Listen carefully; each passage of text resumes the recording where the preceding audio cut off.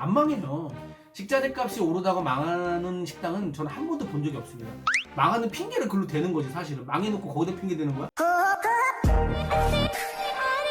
자, 오늘은 식자재에 대한 얘기를 좀 해볼게요. 얼마 전에 그 중국산 김치 그 영상이 나왔죠. 중국 놈들은 아니라고 말하지만 진짜 너무 화가 나요. 그 뭐 가짜 계란부터 중국산 김치 나온 다음에 또 영상이 뭐가 나왔냐면 파 있잖아요. 파를 색소로 물들어가지고 예전에 가짜 계란 나온 뒤로 정말 대단한 나라입니다. 색소가 더 비싸지 않나 파보다. 그 김치의 영상을 보고 나서 너무 놀랐어요. 저는 식당하는 사람이지만 그동안에 많은 그런 비위생적인 것들을 본 적도 있지만 그건 정말 충격적이었어요. 그리고 그 전에 고춧가루에서 막 쥐가 돌아다니는 그런 모습들도 진짜인지 가짜인지 모르겠지만 어쨌든 저한테는 충격적이었고요. 그래서 이번 기회에 저희 김치를 다 국내산으로 바꿨습니다. 하여튼 그 영상 본 뒤로 저는 중국 김치 먹기 싫어요. 이제 안 먹을 것 같아요. 그걸 보면 식자재에 대한 얘기를 좀 해드릴까 합니다. 음식 장사의 가장 중요한 핵심 재료지 않습니까? 우리는 계속 식자재에 휘둘려 왔잖아요. 계절이 되면 비싸지면 또 작은 대체 식자재를 찾기도 하고 막 그러는데 그런저런 얘기들을 좀 정리해서 말씀드릴게요. 자, 첫 번째 음식에 대한 생각을 말씀드릴게요. 음식을 맛있게 만드는 가장 좋은 방법이 뭘까요? 식자재에 대한 얘기를 했기 때문에 여러분들은 물론 좋은 식자재를 쓰는 거라고 생각하시겠죠. 말은 이렇게 뱉긴 되게 쉬워요. 하지만 좋은 재료를 쓰려고 마음을 먹었다가 옆에 거 보니까 삐짜도 보니까 나쁘지 않아. 그러면 저거 뭐 잘 쓰면 되지 해서 그걸 또 사죠. 우리 마트에 가면 막 이런 거 있잖아요. 야채 같은 거 막 떨이로 파는 거, 뭐 며칠 된 거 막 이렇게 싸게 3분의 1 가격에 파는 그런 야채나 과일들 팔잖아요. 그런 과일들도 딱 보면은 몇 개 포도 같은 거 몇 개 썩고 나머지 괜찮아 그러면 사다 먹거든요. 저도 그렇게 먹는데 좋은 재료가 최고의 요리사라는 그런 말이 있습니다. 누가 말했는지 잘 모르겠는데 내가 말했나? 이제 그 얘기를 한참 오랫동안 머릿속에 가지고 있는 사람인데 좋은 재료가 최고의 요리사라는 말이 있습니다. 우리가 예를 들어서 뭐 어디 밭에 가가지고 방울토마토를 딱 따먹잖아요. 저희가 이제 창고가 있었는데 거기 밭이 좀 있었는데 옛날에 거기서 채소를 좀 재배해서 매장에 쓰기도 하고 그랬습니다. 그때는 그때 방울토마토를 거기서 따서 먹어봤거든요. 그 방울토마토 맛과 마트에서 파는 방울토마토 맛은 확실히 다릅니다. 그게 죽은 지 얼마 안 된 것과 살아있는 건 맛이 다르다는 거죠. 그 방울토마토 맛을 딱 먹었을 때 이게 토마토 맛이었구나라는 걸 그때 알았어요. 아무리 내가 음식을 맛있게 잘하기 위해서 레시피를 찾으러 다니고 하면 뭐예요? 재료가 안 좋으면 맛이 안 나는 겁니다. 최고의 음식을 만드는 사람들은 일단 재료 선정이 달라요. 제가 어렸을 때 그 요리를 막 이렇게 하잖아요. 요리를 하면은 제가 소시적인 요리를 배울 때 선배들은 이런 거였어요. 못 쓰는 재료를 얼마나 맛있게 만드는 것인가. 손님한테 안 쓰는 거. 그리고 광어 껍질 같은 거 말려가지고 튀겨서 손님들한테 스키다시로 제공하는 거. 그게 그 사람들의 실력을 약간 가늠하는 기준이기도 했어요. 또 그런 기술 너무 배우고 싶었고. 이제 병어 몸뚱이에 쓰기 위해서 머리를 자르잖아요. 그걸 안 버려요. 그거를 살짝 말렸다가 그 전분에 묻혀 튀겨가지고 그거를 약간 매콤하게 약간 뭐라 그러지 깐풍기처럼 만들어서 이제 스키다시로 줬어요. 저도 이제 그런 기술들을 많이 가지고 있고요. 되게 좀 잡기술이 많이 있습니다. 옛날에 어렸을 때 배웠을 때 잡기술들이. 그래서 제가 일식집을 맨 처음에 응암동에다 열었을 때 그런 기술들을 막 활용했었어요. 1인분에 95,000원짜리 일식집에서 병어 머리 같은 거 튀겨주고 막 그랬어요. 말이 안 되잖아요. 저는 그것도 괜찮다고 생각했거든요. 그 기술처럼 생각했거든요. 근데 몇 년 지나서 알게 됐어요. 그런 거는 이제 시대에 뒤떨어진 음식이다. 그런 거 팔면 안 된다.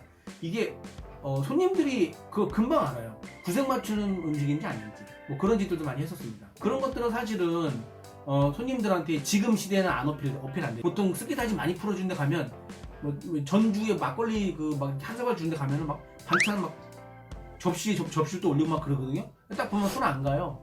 그런 짓들이 많아요. 그거는 사실은 좋은 재료를 잘 활용하지 않은 겁니다. 좋은 재료를 쓰면 특별한 요리 기술이 뭐 없다고 말할 수 없지만 그러니까 좋은 재료와 나쁜 재료를 가지고 한 요리사가 음식을 했을 때 맛은 굉장히 차이가 있다는 거죠. 자, 두 번째 이 재료에 대한 그 오해죠. 재료가 비싸야 한철입니다. 비싸야 한철. 비쌀 때가 언제예요? 장마철, 혹한기, 혹서기 이럴 때만 잠깐 비싼데 식당 하시는 분들은 그게 다 뭐 너무 비싸다고 막 장사 뭐 못해 먹겠다 이런 말 하거든요. 근데 사실은 1년 중에 그런 기간이 뭐 한 3개월, 4개월 그 정도밖에 안 돼요. 비싸야 한철이다. 그런 거에 대한 생각을 좀 가지고 계셔야 될 겁니다. 자, 재료에 휘둘리지 않는 세 번째.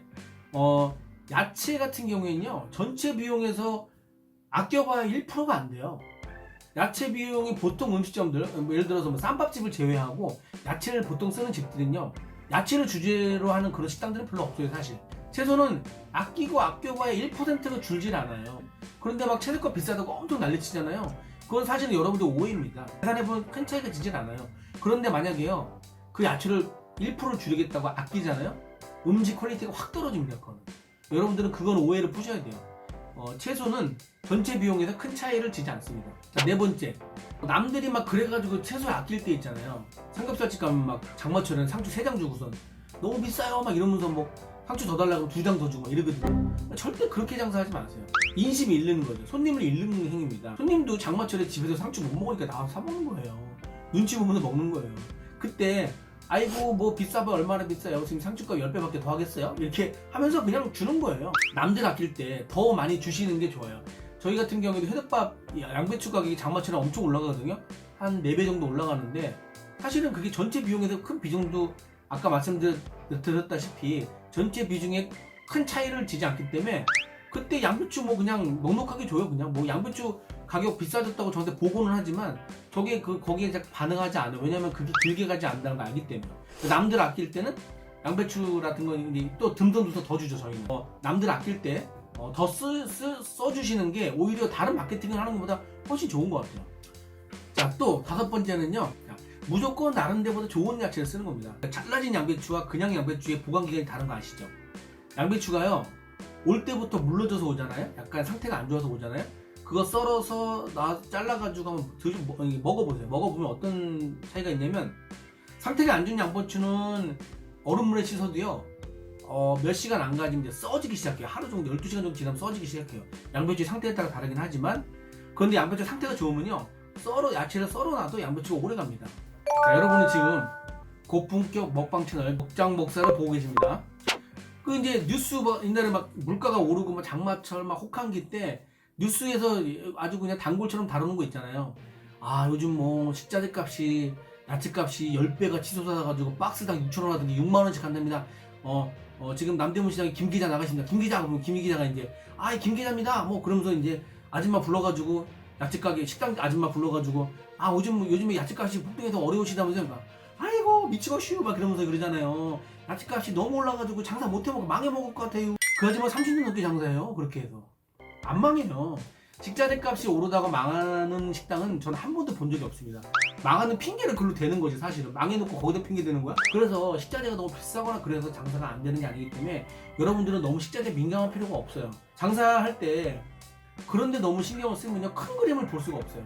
내가 식당을 할 때 손님한테 주는 그런 것들, 손님한테 제공하는 것들에 대한 어떤 큰 게 있잖아요. 식당은 잘 만들어서 손님한테 최종적으로 주는 거에 대한 집중을 해야지 거기에 더 이상 관심을 주면 안 돼요. 식당을 시작하기 전에 재료 몇 퍼센트, 뭐 인건비 몇 퍼센트, 뭐 수도 광열비, 세금 막 다 계산 끝났잖아요. 그러면은 거기서부터는 더 이상 고민하지 않는 거예요. 왜냐하면 예를 들어서 뭐 인건비를 몇 퍼센트 올린다 딱 그런 것들은 신경을 쓰이는 일이죠. 왜냐하면 인건비는 순이익과 무조건 직결돼요. 채소는 어떤 퍼센티지에서 이렇게 크게 움직이지 않는데 인건비는 정말 사람이 빠져버리면 바로 그게 내 수익이 되거든요. 그렇기 때문에 식자재보다 인건비가 더 민감하긴 한데 식자재 같은 경우는 그렇게 신경 안 써도 된다는 거죠. 그 과정에 신경 쓰면 복잡한 일이 너무 많아져요. 그렇게까지 신경 쓸 필요가 없습니다. 저희 매장에 20년 동안 제가 재료와 타협하지 않는 다시마라는 걸로 시작을 해가지고 재료와 타협하지 않겠다고 마음먹은 적이 예전에 약간 연어가 이렇게 좀 안 좋았는데 제가 그 손님한테 제공한 적이 있거든요. 아주 장사 초창기에. 근데 손님이 이렇게 냄새 맡으면서 고개를 끄덕끄덕 하면서 먹더라고요. 근데 그때 제가 너무 마음이 불안했어요. 그걸 제공하면서. 사실은 그 전까지는 저도 막 재료 좀 보고선 타협을 했죠. 재료 타협했죠. 괜찮나? 하면서 막 이렇게 쓸만하네 이렇게 썼는데 타협하는 거잖아요. 근데 제가 그 손님도 아직도 기억나요. 남자 손님이 지금도 기억나는데 어린 손님이었어요. 20살 초반에. 그 손님이 그렇게 냄새 맡고 먹는 걸 제가 곁눈질하면서 보면서 되게 그냥 마음이 무거웠죠. 불안하고 걱정되고 배탈 나면 어떨지 막 이런 생각을 할 정도로 그런 재료를 썼었는데 제가 그때 반성해요. 다시는 그런 재료를 주지 않겠다. 그 마음을 먹고 나서 생긴 그런 슬로건이 이제 재료와 타협하지 않는 다시마예요. 뭐 많이 써요. 사람들이 지금 뭐 대기업에서도 이거 갖다 쓰더라고요. 재료와 타협하지 않겠다 뭐 이런 말. 저의 그 민국 다시마의 철학으로 계속 20년 동안 지켜왔습니다. 지켜왔는데 사실은 생각처럼 그게 쉽지는 않아요. 제가 이제 재료와가 타협하지 않고 이거를 좋은 재료를 제공한다는 게 일반인들이 보기에는 당연한 거 아니야 생각하지만, 식당 하시는 분들, 이 방송을 보시는 식당 하시는 분들은 아시잖아요. 항상 좋은 재료를 주겠다는 마음을 되게 유혹이 많죠. 그게. 하지만 제가 지금까지 식당 하면서 그걸 최대한 노력하려고 노력했고, 그걸 직원들이 알기 때문에 직원들이 또 그거를 입소문을 내고 여기에 철학에 맞춰가지고 자꾸 그 사람들도 행동하고 움직이기 때문에 지금까지 온 것 같아요. 뭐 대박난 매장은 아니지만 지금까지 왔다는 것만으로 저는 그냥 뭐 칭찬해줄 만한 일이라고 생각을 하거든요. 좋은 재료만큼 훌륭한 요리사는 없다는 얘기를 초반에 말씀드렸죠. 식당을 해보시면 나중에 아시겠지만 식재료 가지고 장사 망하지는 않습니다. 오히려 식재료 가지고 망할까봐 겁내서 하는 옆 식당 사람보다 나는 더 주세요. 더 주시고 더 좋은 재료 쓰시면 별도의 마케팅이 사실은 필요 없어요. 물론 마케팅도 하면 좋지만 거기다가 더 좋은 재료 넣으면 더 큰 마케팅이 되겠죠. 자, 여러분, 식자재에 대한 말씀을 좀 드렸는데요. 식당은요, 초심을 가지고 시작을 하거든요. 그런데 그 초심을 잃지 않기 위해서 중심을 지키고요. 그 중심 속에서 손님한테 진심을 담아 음식을 제공하는 공간이 식당입니다. 그렇기 때문에 여러분들은 맨 처음에 시작했을 때 마음 있잖아요. 그 마음을 지키면서 식당 하시길 바랍니다. 자, 오늘 도움이 되셨다면 구독, 좋아요, 알림 설정, 그래야 빨리 1000명 됩니다. 안녕.